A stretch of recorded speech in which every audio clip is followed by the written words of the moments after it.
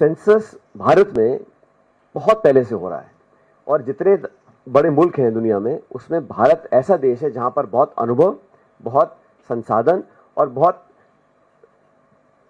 समझदारी से इस देश में अलग अलग सरकारों ने सेंसस कराया है। लेकिन आप सरकार की नीयत देखिए,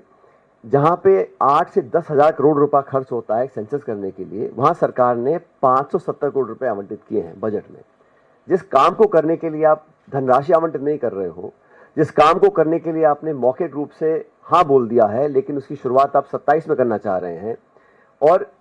जहां पर आप कास्ट सेंसस के बारे में पब्लिक में बोल रहे हैं कि हम बात को मान लिए हैं, लेकिन जो औपचारिक ऑफिशियल नोटिफिकेशन है, जो सरकार की कार्रवाई है, उसमें से वो सारा लगभग गायब है। तो हमारी मांग ये है कि सरकार ने बेवजह इतने दिन तक इसको टरकाया, और जब कांग्रेस और राहुल जी और पूरी पार्टी ने कहा कि हमको बहुत जरूरी है और देश में एक जागरूकता आ गई थी कि लोग चाहते थे कि पता पड़े कि कौन कैसे रह रहा है। और मैं दोबारा बोलना चाहता हूं, जाति जनगणना का मतलब यह नहीं है कि हम सिर्फ व्यक्ति की कास्ट जानना चाहते हैं। इसका तात्पर्य यह है कि वो लोग, वो समुदाय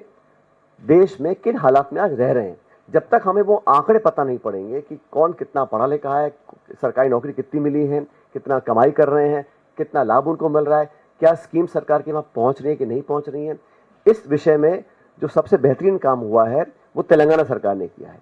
तेलंगाना सरकार का जो सेंसस है वो बहुत समझदारी से किया गया है, विशेषज्ञों को उसमें ज्वाइन कराया गया है, और सरकार ने किसी अधिकारी ने बैठ के नहीं किया है। उन्होंने एनजीओ से प्राइवेट पार्टिसिपेशन कराया है, टेक्निकल लोगों को जोड़ा और एक बहुत विस्तृत जानकारी प्राप्त करने के लिए सेंसस किया है। सेंसस करने का मतलब यह है कि हमें पता पड़े कि हम आने वाले समय में किस प्रकार का अपना प्रोजेक्ट बनाएंगे, बजट देंगे, स्कीम्स और पॉलिसीज बनाएंगे। तो कांग्रेस पार्टी का बड़ा स्पष्ट मत है कि सिर्फ किसी व्यक्ति की जाति जान लेना एक कॉलम में, वो हमारा उद्देश्य नहीं है। उद्देश्य यह है कि कैसे समाज का वो तबका जो पिछड़ा रहा आर्थिक रूप से, शैक्षिक रूप से, उन लोगों को मुख्य धारा में लाने के लिए हम लोग क्या कर सकते हैं। जब तक आंकड़े नहीं आएंगे, और आंकड़ा पहला पड़ाव है, रियल टेंजिबल वेरीफाइड डेटा हमारे पास आएगा, उसके बाद हम लोग उसमें सुधार कर सकते हैं। लेकिन सरकार की मुझे लगता है कि मंशा ऐसा करने की है नहीं। वो कह रहे हैं क्योंकि सदन के अंदर पहले मना कर चुके थे, और पॉलिटिकली तो जैसा मैंने कहा, जब राहुल जी और कांग्रेस पार्टी ने इस मांग को रखा तो उनको अर्बन नक्सली करार किया गया।